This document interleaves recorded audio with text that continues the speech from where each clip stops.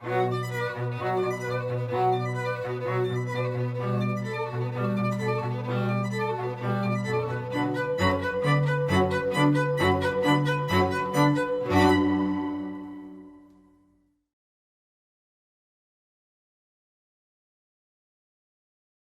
vous me dites les 200 familles, évidemment, je pense, comme tout le monde, ou comme tous ceux qui devraient savoir mais qui ne savent plus, et qui savaient autrefois,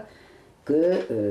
concrètement, il s'agit des 200 plus gros actionnaires de la Banque de France, banque privée qui représente la quintessence de la haute banque française, regroupée dans son gouvernement de la banque, dont j'ai dit, moi, et dont j'estime avoir démontré dans un ouvrage qui s'appelle Le choix de la défaite, qu'elle incarnait la véritable dictature pesant sur la France, puisque c'est la Banque de France qui, depuis sa naissance,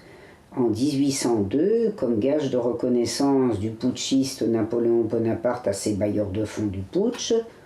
avait sanctionné la dictature de la Banque de France, puisque, comme je l'ai exposé dans cet ouvrage,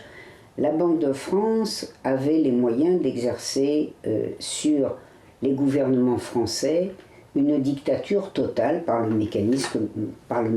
que j'explique de l'avance, des avances de la Banque de France. En réalité, bien entendu, ces 200 familles représentent la quintessence du pouvoir de la France, et je dirais, pas vraiment la quintessence, je dirais la quintessence large. Parce que quand vous regardez le fonctionnement du capitalisme français, on est au fond dans les années 1920-1930, dans une période de concentration du capital telle que ce ne sont pas même 200 familles qui gèrent la France, c'est, dirons-nous, une vingtaine de familles. Dans ces 20 familles, vous retrouvez bien entendu, je dirais, les 200, parce que par mariage, par affinité familiale, par regroupement familiaux, on les retrouve les 200.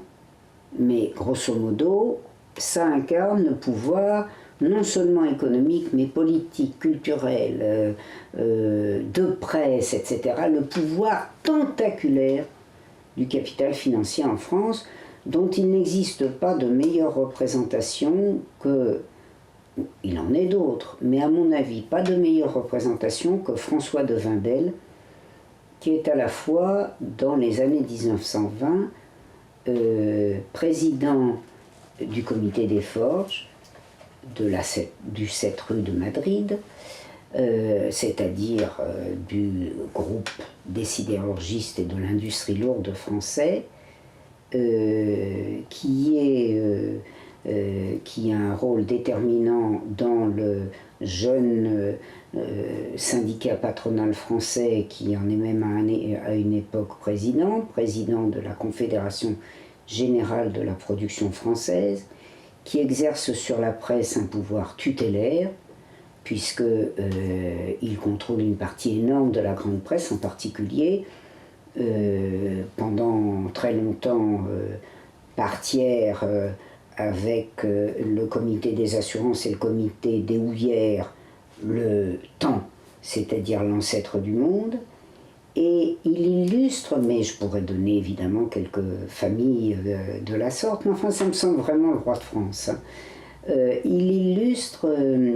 vraiment la concentration et la permanence du pouvoir dans les familles privilégiées, dans ces familles, ces grandes familles bourgeoises ou aristocratico-bourgeoises, puisqu'en l'occurrence, évidemment, il s'agit de nobles qui d'ailleurs ont fui vers Coblence en 1791, il faut le rappeler, et cette grande famille, à elle seule, illustre ce qui est la permanence, la continuité des élites et du capital français, puisque le petit-fils de François de Wendel était encore récemment